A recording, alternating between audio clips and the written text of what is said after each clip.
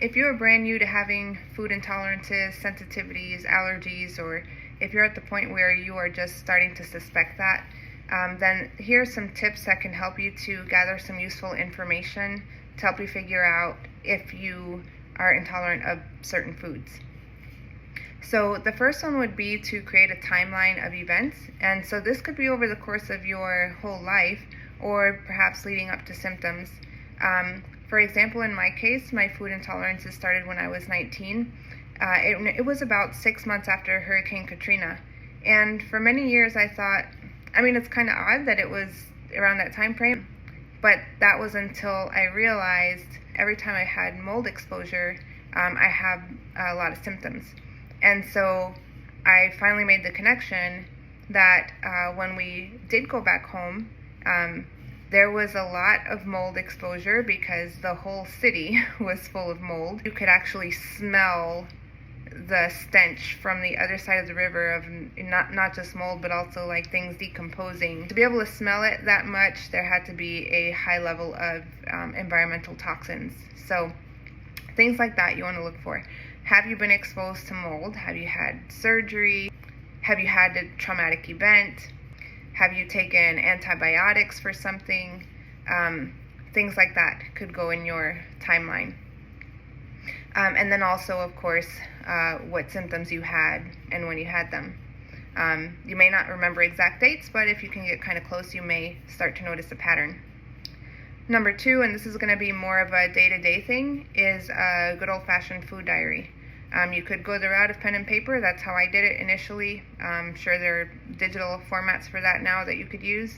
You would want to track what you're eating, what you're drinking, what supplements you're taking, any medicines that you're taking, even what you're putting on your body, like skin products. And so this could be really overwhelming at first, especially if you're eating things that have, dozens of ingredients in one meal, or your skin product has like a whole paragraph of ingredients on the back. That's going to make it really hard to pinpoint things. And so my next tip is to simplify your diet for some time. And so if you're not already limited, don't think of this as, like a life sentence, but just simplify it for some time. Eat meals that have fewer ingredients for a while, so that will make it easier for you to pinpoint if certain things are causing you some problems. Some people even do an elimination diet of things that, many people are allergic to, like wheat and dairy, things like that. And I also mentioned skin products because you are absorbing that into your body. So for example, with myself, when I knew I had some problems with sunflower oil, I cut it out of my diet, but then I noticed I was still having symptoms occasionally. It wasn't necessarily around meal times, and I wasn't quite sure why. And then I realized that my lotion had sunflower oil in it. So I cut that out, and then no more problem. And then also the medications will be important because certain medications can cause vitamin or mineral deficiencies or interfere with your metabolism and other body functions. Then let's say you start to notice that you may be allergic to this one thing, this other thing, or intolerant or sensitive, and they don't quite seem related.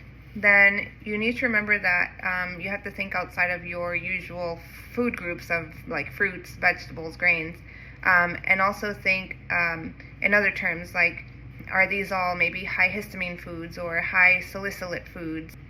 Do these foods all have phytoestrogens?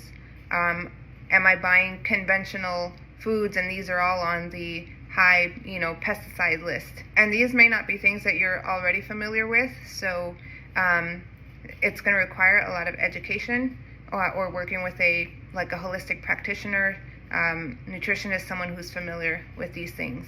And then 5 is not directly related to your diet, but you'll want to clean up your environment and lifestyle as much as possible. I will be talking about this more in the future. Some things that I have personally implemented and plan to implement that are just usually helpful to people in general. So to recap, you'll want to have a timeline of events. You'll want to have a food diary. You'll want to simplify your diet. Think beyond just your basic food groups and clean up your environment and lifestyle. Those things should help you to get a better understanding if there are certain foods or products you're putting on your body that may be affecting you.